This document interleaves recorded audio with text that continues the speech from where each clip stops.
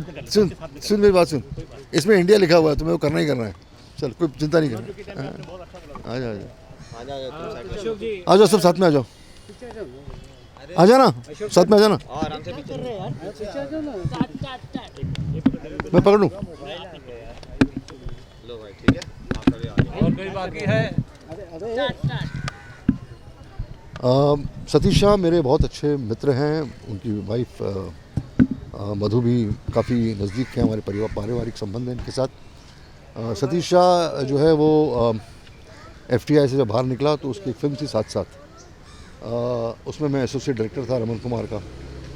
उसके बाद सतीश जो है उसको टेलीविज़न के काफ़ी ऑफ़र मिलने शुरू हुए, और टेलीविज़न में उसका पहला जो शो था जो कि बहुत बड़ा सक्सेसफुल था, मुझे लगता नहीं कि वैसा सिटकॉम आज तक बना है और बनेगा, जिसका नाम था ये जो ज़िंदगी।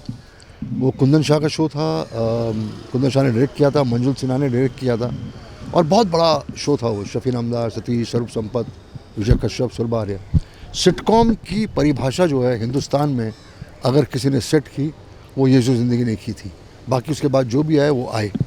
तो मैं बहुत ही डंके की चोट पे बोलना चाह रहा हूँ। लोग बात कर रहे हैं शोज़ के बारे में, सीरियल के बारे में, लेकिन मैं बताना चाह रहा हूँ कि ये जो ज़िंदगी जैसा एग्ज़ाम्पल, उसके जैसा एक एग्ज़ाम्पल जो है वो सिटकॉम पे और कॉमेडी शोज़ में नहीं है। सतीश शाह ने उसमें कम से कम 60 कैरेक्टर्स प्ले किए। हर एपिसोड में वो सतीश अलग रोल में आता था। कभी प्लम्बर का रोल करता था, कभी पुलिस वाले का रोल करता था, कभी डॉक्टर का रोल करता था, कभी चोर का रोल करता था, कभी बाइकर का रोल प्ले करता था। उसने ये प्रमाण पेश कर दिया लोगों के सामने कि एक्टर अगर है तो वो सतीश शाह है, और टेलीविज़न में उसकी पकड़ या उसकी पहुंच अभी तक किसी ने नहीं की, जहाँ तक ह्यूमर का सवाल है, जहाँ तक कॉमेडी का सवाल है। उसके बाद फिर मेरा शो सतीश ने किया फिल्मी चक्कर, जो मैंने डायरेक्ट किया। सतीश, रत्ना और बाकी एक्टर्स थे उसमें। तो सतीश के साथ मेरा लगातार कांस्टेंट कंटिन्यूस काम चलता रहा।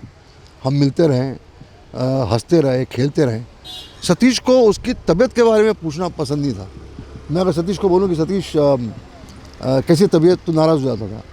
वो बोलता था कि मैं अपने आप से बोलता रहता हूं कि मैं ठीक हूं, मेरे बीमारी नहीं है, मैं बिल्कुल ठीक हूं। सो गॉसिप करते हैं, मस्ती करते हैं, उठते बैठते हैं, खेलते हैं। तो वो लाइवलीनेस का एक बहुत बड़ा एग्जाम्पल था, बहुत बड़ा एग्जाम्पल।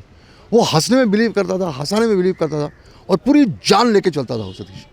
तो आज हमने इंडस्ट्री के लिए बहुत बड़ा लॉस है, ये बहुत बड़ा नुकसान है, बहुत बड़ा एक ट्रेजेडी है हमारी इंडस्ट्री की। हमें सतीश शाह को खोया। मैं इंडस्ट्री की तरफ से उसकी पूरी फैमिली को हार्ट फेल्ट कंडोलेंस देता हूँ, और हम मधु के साथ हैं, उसकी फैमिली जो उसके साथ हैं। सतीश को कोई रिप्लेस नहीं कर सकता, उसके जगह कोई ले नहीं सकता। सतीश शाह था और रहेगा। सर वो बहुत अच्छे सिंगर भी थे। सतीश शाह एक बहुत बड़ा टैलेंट था, बहुत अच्छा गायक था वो इतना कमाल का सिंगर था कि उस पर गाने शूट होते थे।